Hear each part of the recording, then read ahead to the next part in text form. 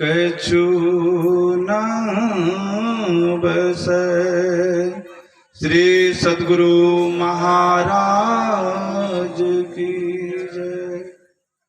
सृष्टि के कण कण में सदा सर्वदा वर्तमान भक्तों के रक्षक 20वीं सदी के महान संत प्रातः स्मरणीय अनंत श्री विभूषित परम आराध्य संत सद्गुरु महाराज जी के पावन चरणों में कोटि कोटि नमन।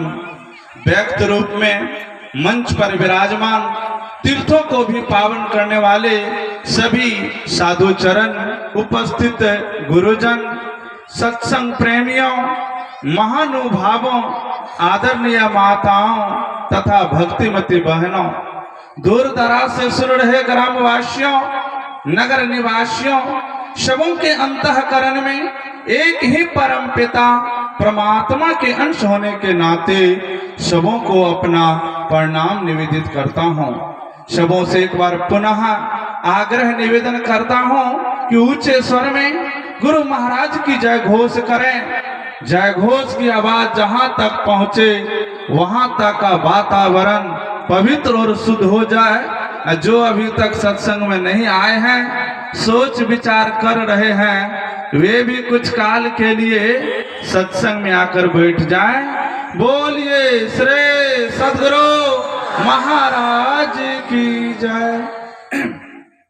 आप सबों को विदित है, यह त्रिदिवसीय संतमत सत्संग का कार्यक्रम आपके इस मानगंज ग्राम वार्ड नंबर 3 में चल रहा है, जिसके दूसरे दिन दूसरे पाली सत्संग में हम लोग यत्र तत्र से एकत्र होकर सत्संग लाभ ले रहे हैं।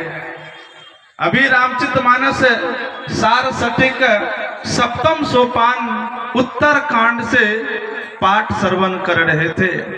बड़े भाग्य मानुष तन पावा, बड़े भाग्य से ये मनुष्य शरीर मिला है। मनुष्य शरीर पा करके हम क्या प्राप्त करना चाहते हैं? हम सबों का उद्देश्य क्या है?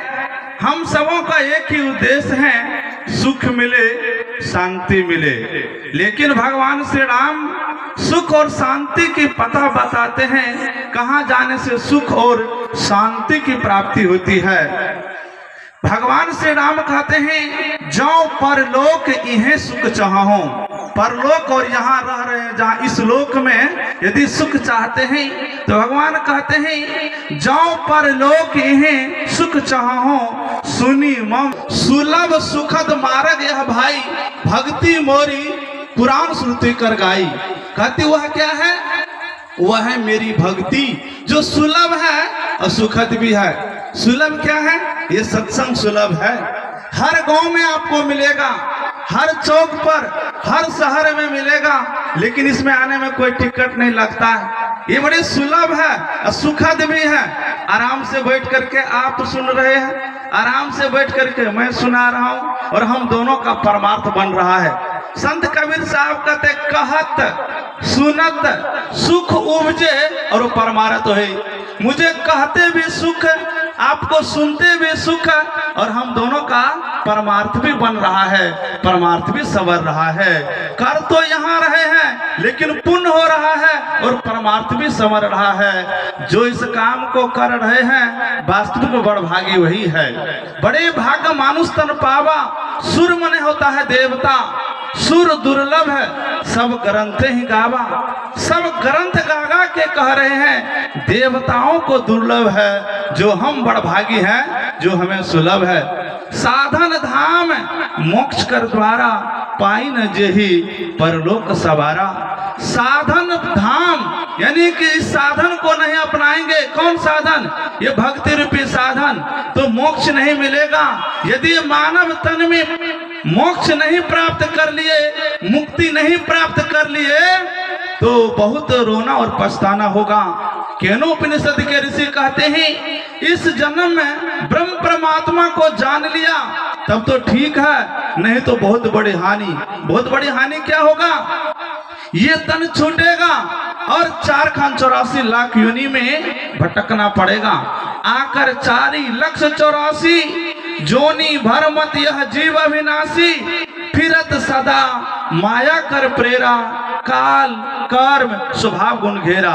कहते 4,84,00,000 योनि में भटकना पड़ेगा, रोना पड़ेगा, मानव तन छूटेगा और नीचे की योनि में चले जाएंगे। कहते नीचे योनि से यदि बचना चाहते हैं तो सत्संग से प्रेम कीजिए। हमारे परम आराध्य गुरु महाराज कहते हैं जिनको सत्संग से प्रेम हो गया उनको बारंबार मनुष्य शरीर प्राप्त होगा। सत्संग से प्रेम कैसे होता? बहुत लोग तो देखा देखी भी सत्संग में आते हैं।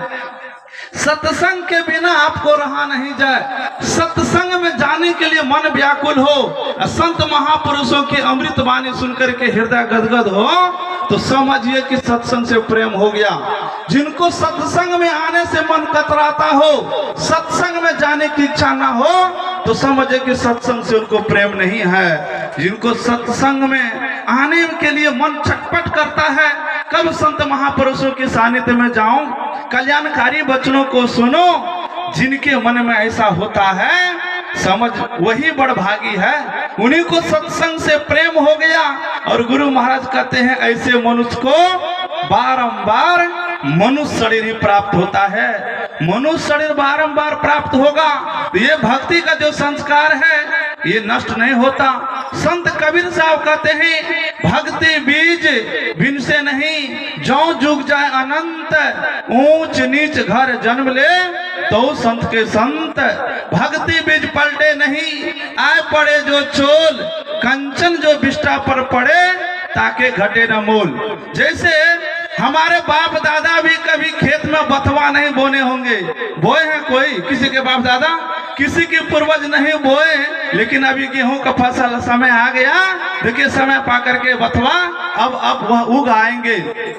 कितना उखाड़ के खा लिए, कितना दवाई मार लिए, लेकिन समय आने पर बथवा आप से आप उगाते हैं। उसी तरह से ध्यान भजन सत्संग का संस्कार अपने अंदर में डालेंगे तो निश्चित वह समय आने पर फलीभूत होगा। ये बारंबार